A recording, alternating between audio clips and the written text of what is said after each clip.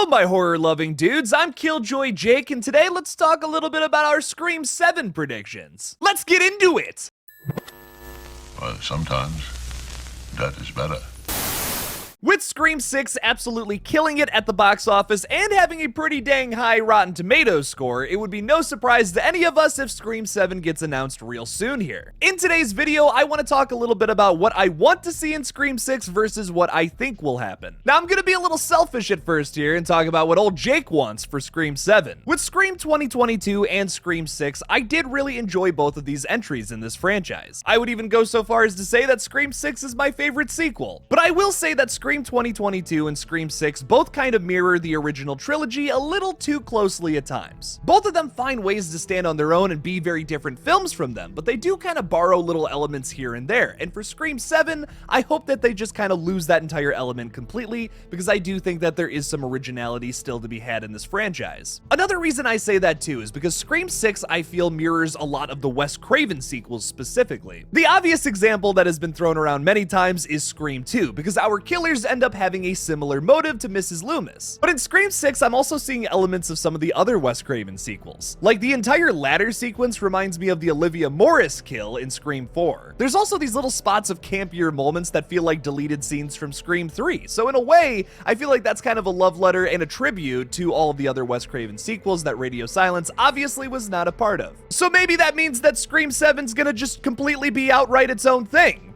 One can only dream. A big thing I would love for Scream 7 that basically every other YouTuber has kind of harked on at this point is a brand new setting that they can play into with the marketing, just like how they did with Scream 6. I love Scream 5, but I definitely give Scream 6 the edge over the location, being in New York City. It's a really cool backdrop, and it led into some great chase sequences and sometimes kill sequences. The entire Gale attack and chase on that high-rise building is really cool. It's a great set piece. I love Annika's death going off the ladder. That's a huge high point in that movie for me. The subway attack is really tense too. I thought that was awesome. It was really refreshing to see Scream done in a brand new environment where there's more things you can play into, so I say let's do that again with Scream 7, but maybe take an opposite approach. I think that's why so many franchise fans want to see Scream go to the snow. Not only because it would be awesome to see Ghostface running around murdering people in snow and maybe make some red bloody snow, but I think it would also be very desolate. There wouldn't be too many other people. Maybe they're actually trapped in this big cabin in the woods during a big snowstorm. The Core 4 just wanted a much needed vacation that unfortunately they're robbed of because someone in their group is a Ghostface killer. Now, the only way something like this would work in my mind is if it was like 5 years maybe beyond the events of Scream 6. We'd have to do a bit of a time jump here. I say that for many reasons. First of all, Chad is beat up to man. The fact that he's even alive is a bit of a miracle. So like, we gotta let him kind of recover. The other reason I want a big time jump is that maybe the Core 4 kind of relaxes after 5 years of no ghost faces and no attacks. You know, they're like, yeah, okay, you know, things are chilled out. We don't have any more ghost faces. This is nice. We need a vacation, man, and we got all these new friends. Let's go on down to that cabin in, I don't know, Alaska or something, because that would be really nice and chill and not so murdery. Now, a big reason I'm advocating for this is because you can completely rearrange the formula and make it something different. Instead of having an opening kill, what if we just got right into the exposition and got our characters from point A to point B? They were living in New York City still, maybe,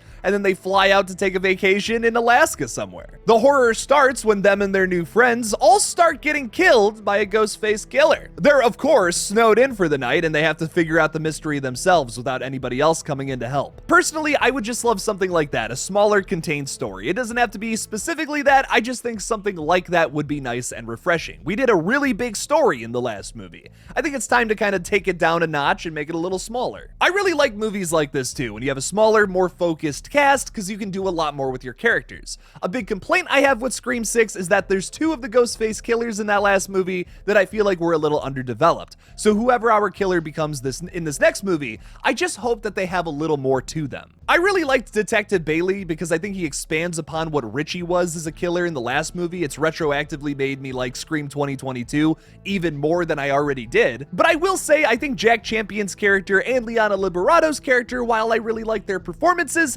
felt a little underdeveloped in their motive. It was kind of just the same thing as Detective Bailey. I kind of like when our Ghostface killers have a difference in motives or like a weird reason that they're doing this together. I think back to Billy and Stu about how like Billy is doing this solely for revenge against Sydney and her family, where Stu kinda just got dragged into this due to peer pressure. While I want the structure and motive to be something really different for Scream 7, I think that they should go back to the character relationships of what they had for the original setup for Ghostface. There's two killers, and they kind of just have this weird relationship that they're working off of that is like really unstable. Mickey and Mrs. Loomis is a good example of this too. They have conflicting motives that ends up with Mrs. Loomis shooting Mickey in the face. I would love for this trilogy to end on a more contained and smaller note like that, because I think that would once again be very refreshing. That's something we really haven't done since the original film. I feel like every sequel has gotten a little bigger than the last one in a weird way, and like I love that, but I think now it's time to kind of once again take it in a new direction, just like how Scream 6 and some of the other previous sequels did. What will most likely happen is the exact opposite of what I was just talking about, and I think the story will get even bigger and kind of mirror Scream 3 in a way. What will most likely happen for Scream 7 is that we'll go to Hollywood once again, and there's some director that's working on a limited series based solely on the recent Ghostface murders, because they're not going to make stab movies anymore. Stab 8 totally bombed or whatever, so we're done with that. True crime limited series are all the buzz these days after all. I imagine our core 4 and remaining legacy characters will somehow get dragged into the mix. Maybe we have Christina Carpenter, maybe we have Leslie Macher, just a whole bunch of characters that are probably not the killer. You would probably have the director character, the guy running the show essentially, become our Ghostface killer at the end. There's your connection to Roman, but I think that's where it ends. I don't think he would be like a brother, relative kind of character. I think his motive would simply be he's just really obsessed with the Ghostface killings and wants to go Ghostface himself. Murder is his motive. Maybe it could be something really simple like that, so we're not just, repeating the same thing we did in the past. Once I feel like this is getting a little more into my want territory, but come on, man. Now, while I totally see all of this happening, I do see a silver lining here by making it a little different. We will most likely see Christina Carpenter and Tara's dad come into the mix here, which I'm really against because I just don't think that they would actually go Ghostface in this new movie. It would be way too obvious. A lot of us are already thinking that. It's been something that's been name dropped a couple of times in the past two movies.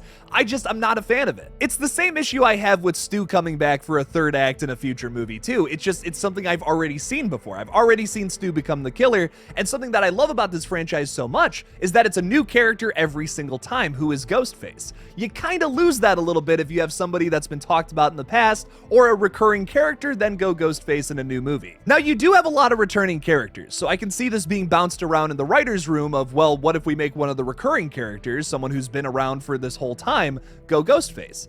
I think that there's a better solution to that by actually killing some of these characters this next time. I forgive Scream 6 for not killing the core 4 members. That makes sense to me because we had to build that connection, that emotional connection to these characters, which I just wasn't feeling in 5. This was kind of a course correction thing, admittedly, but it was important to the story that they're trying to tell. With Gale Weathers, though, I think that they should have just killed her. I mean, where her arc went in Scream 6, it made sense to kill her in that moment. She turned back to her old ways. That's instant karma, baby. That would have been perfect. I think it would have worked just a little better with that sequence if Gale had actually died. I mean, she was within an inch of her life, so like, I'll take it, but still. You know she's gonna be back for the next one. But to my point, now that we have this emotional connection with the core 4, we've reestablished some other characters that we thought were dead otherwise, like Kirby, we could kill some of these characters in the next movie, which would be really shocking and have some emotional weight to them. There was a lot of little things in Scream 6 that felt like they needed to be concluded in another film, and like, this is most likely going to be a trilogy. Like I said, the last movie made a bunch of money. I'm not gonna judge Scream 6 all that harshly for now, but hopefully it doesn't end up being a Halloween Kills situation where they set up a lot of story and just throw all of that out for the next movie. I retroactively don't like Halloween Kills as much now because there's so much setup in that movie that goes absolutely nowhere in the next film. So because we didn't get a whole lot of payoffs in Scream 6, I'm hoping that in Scream 7 we just actually bite the bullet and kill some of these characters. Chad was talking about beheadings a lot in that last movie. It makes you think. Now, with any new Scream movie, we have to indulge in our Stu theories, which we have to talk about with every single movie about if Stu is coming back or not. Here's what I will say. With Scream 6, I think our creatives involved right now made a big statement that we don't want to bring Stu back because that would be ridiculous. For the first time in Scream sequel history, they confirmed that Stu was dead on that whiteboard by saying death 1996. There's also this entire conversation between Mindy and Kirby where they talk about how it's a conspiracy theory that Stu is still alive. Mindy even sarcastically says, if you still believe he's alive or whatever. And then at the end of the film, they kill one of their own Ghostfaces in the same way that Stu died back in 1996, with the same exact TV. That TV has a higher kill count than Ethan does, damn. But I have had a bit of a change of heart regarding Stu Macher. I recently met Matthew Lillard, and I swear to God, he was the nicest human being I've ever met. Can I really complain if Stu comes back on screen? No, how could I? My Stu theory that I've been pitching around is, what if Randy made another tape back before the massacres started happening in Woodsboro? Maybe he was hanging out with his pal Stu Macher and Billy Loomis. Would this all just be for fan service? Yeah. Would it further the plot? Probably not, but neither did the Randy video in Scream 3. I mean, objectively, that VHS tape that they have of Randy in Scream 3, it doesn't really further the plot. It's just used for foreshadowing about what the killer motive is. Randy was right about something that he wasn't even involved in. And also, Jamie Kennedy's back as Randy. That's awesome. That's all I would be expecting from a Stu Macher VHS tape that maybe Randy made back in the day. Another thing that I want to add, maybe a little bit of a complaint I have about the newer Radio Silence movies, is that some of the de-aging doesn't look that great. Like Billy Loomis, he looks fine. You know, he doesn't look exactly like how he did in 1996, but I'm not complaining that much. It's still cool to see Skeet Ulrich on the big screen. But something you could do here is that if this was a crappy old VHS tape, I mean, you could make it have some crazy scan lines and all that. You could really hide the de-aging behind some nice little VHS effects. So it would be a little harder to tell if you were looking at Matthew Lillard and it's like, oh, wow, they did a really good job on the de-aging. But the truth is, it's hiding behind a little VHS filter. The magic of editing, isn't it wonderful? These are just some of my crazy early ideas on Scream 7. We literally have no information on this next film. We don't even know if it's greenlit yet. Hopefully that information comes to us sometime soon with Scream 6's box office success. But what do you guys think about this new movie? Are you excited for a Scream 7? Do you think it'll happen?